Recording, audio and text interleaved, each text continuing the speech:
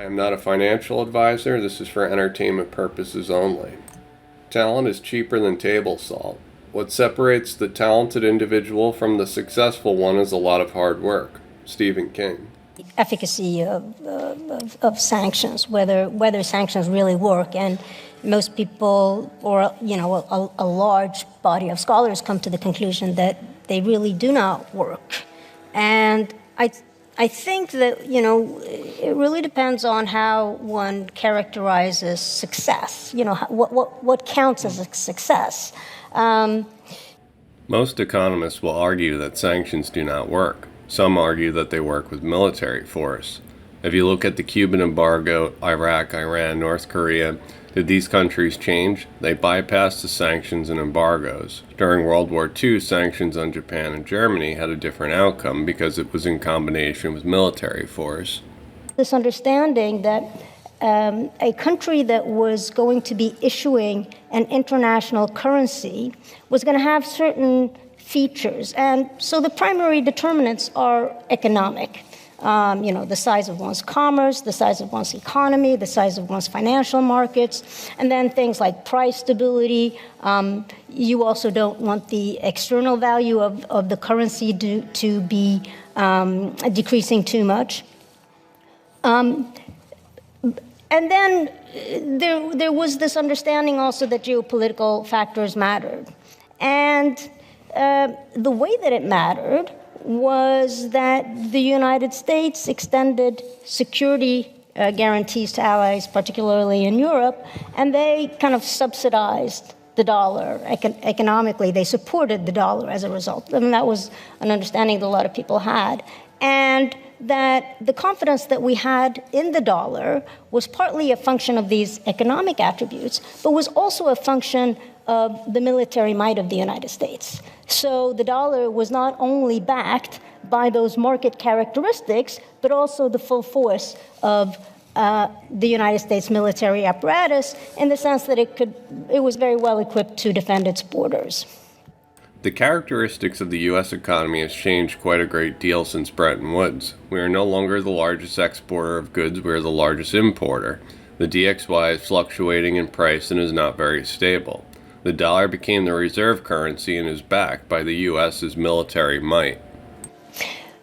When we think about the security guarantees, of course, this could be interpreted as a way for the United States to guarantee that those states were free from coercion by other states.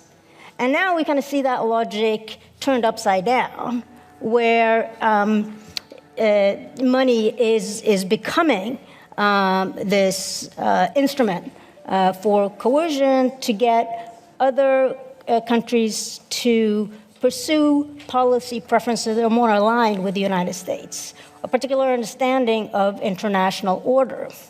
And so the risk, of course, then is that countries who do not wish to do so will not trust in the dollars, will not be so confident in their ability to use dollars, and they will shy away from using the dollar. They will try to find alternative arrangements.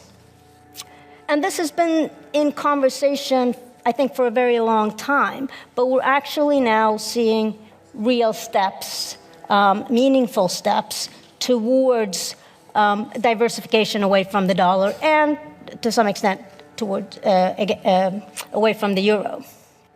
The dollar has been weaponized. It's no longer a means of protection, but a means of coercion. Although dollars are the largest reserve assets, there is a trend to move away from dollars. The fundamental changes in the way that countries are seeking to find alternative bilateral, often these are bilateral agreements, which of course don't then imply that there's going to be the rise of the RMB as an international currency, because in that bilateral trade, they're using the RMB. And in order for the RMB to take on a more prominent role, they'd have to use a third currency.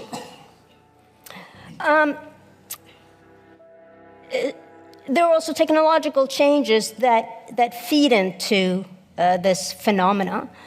For instance, the launch of the digital RMB could make this process accelerate, right? Because we would see a more, a faster move towards a convertible RMB, right? And that would then increase the attractiveness of also pricing and settling in RMB.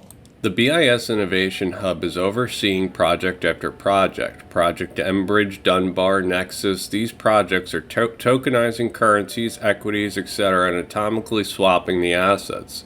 So if we are two non-US countries, this tech allows us to swap currencies at the same time without the need for dollars in between.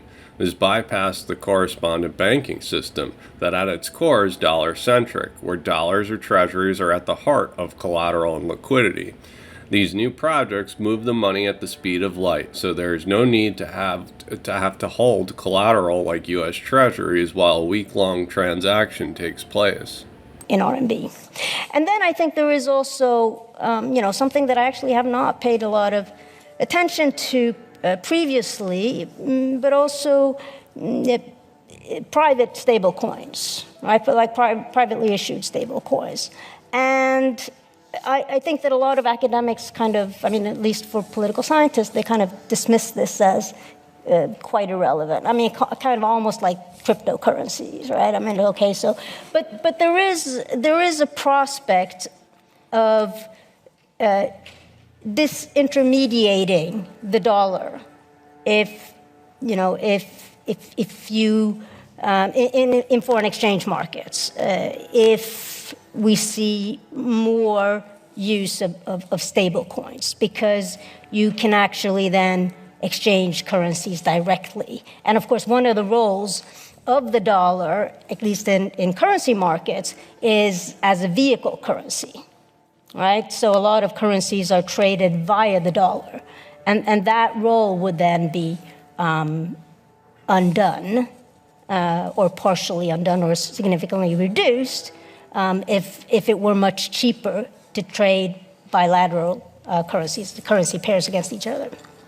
She omits cryptocurrencies and says stablecoins, but cryptocurrencies are ledgers that house stablecoins. You don't have a stablecoin without a cryptocurrency. The XRP ledger, for example, is well suited for any person, bank, whatever, to issue their own IOUs. These IOUs are stablecoins. It's a ledger of stablecoins, coins that are backed by whoever issued them.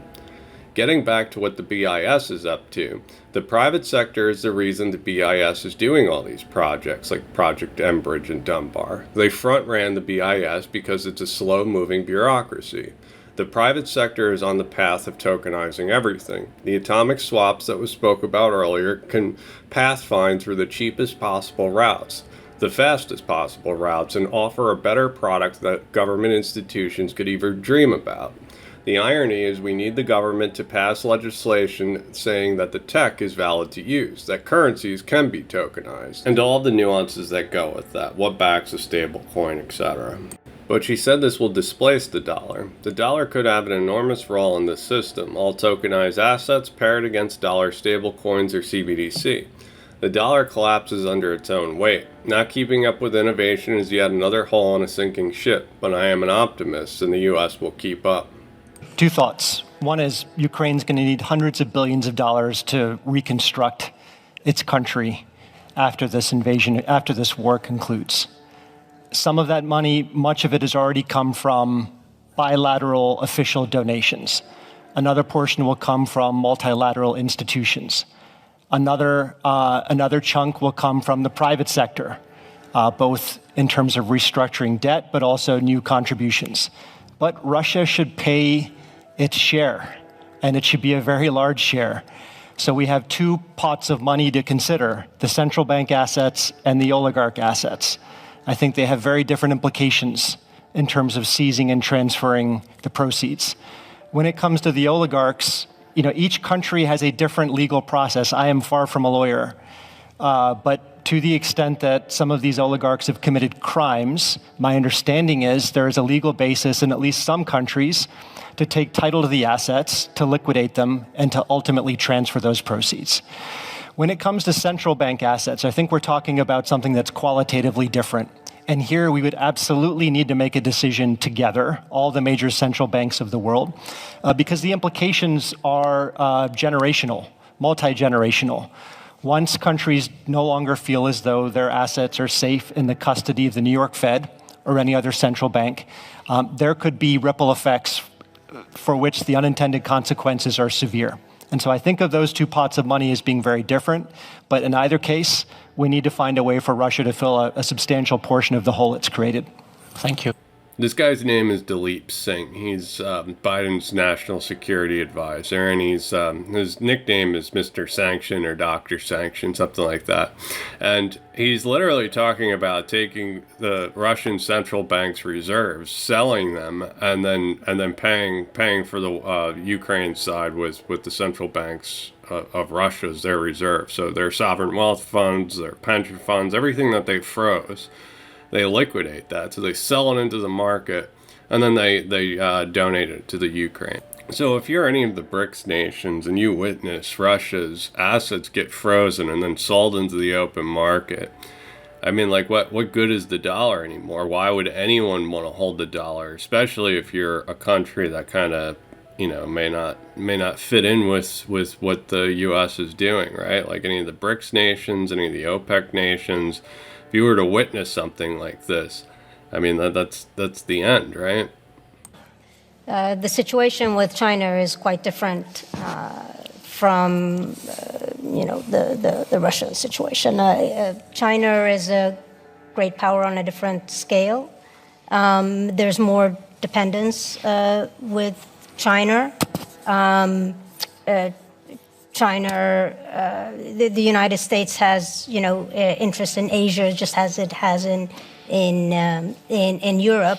There's a military dimension also in play with China that could be very, very dangerous. But I think economically, just the countries and China is so plugged into the global economy that sanctioning China, certainly on a scale that we have seen with Russia, would have quite catastrophic implications. And I think that we'll hear from a former U.S. government representative, but I think that from my reading of what government officials have been saying, they really think twice about like in that more symmetrical situation to try to sanction China in the same way as Russia, I think is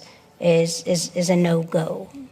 The economic professor says if you were to sanction China, it would have catastrophic consequences. If, for example, there are secondary sanctions because China keeps buying Russian oil, or there are direct sanctions because China invades Taiwan, it would be catastrophic because the People's Bank of China literally has trillions of U.S. dollars in treasuries, not to mention everything China produces. All trade would come to a halt. There are a million hypotheticals, and I don't want to. I'm not a U.S. government official, but I don't want to make any threats. But there's no country that's too big to sanction, in my view. Every country has pressure points. Every country has asymmetries. She says catastrophic. He says I'll sanction anyone. We have our own. The U.S. has its own vulnerabilities, and you can be sure that in the wake of the invasion of Ukraine and the sanctions against Russia, that China's looking very hard at its vulnerabilities and where it has asymmetric advantage or disadvantage. The U.S. is doing the same, and I'm sure active planning is taking place on both sides. I would just say that I was referring to the kind of central bank freeze, right? I mean, so that would just have very different repercussions if it were China with its multi-trillion reserves. It's not the same situation as with $500 billion worth of reserves. There might be other sanctions, but financial sanctions on that scale. And again, I don't think that this is something that the U.S. government is going to say, because of course there needs to be some ambiguity about what would happen if China crossed certain red lines. Freezing a G7 country central bank's reserves have never happened before. We are literally watching history.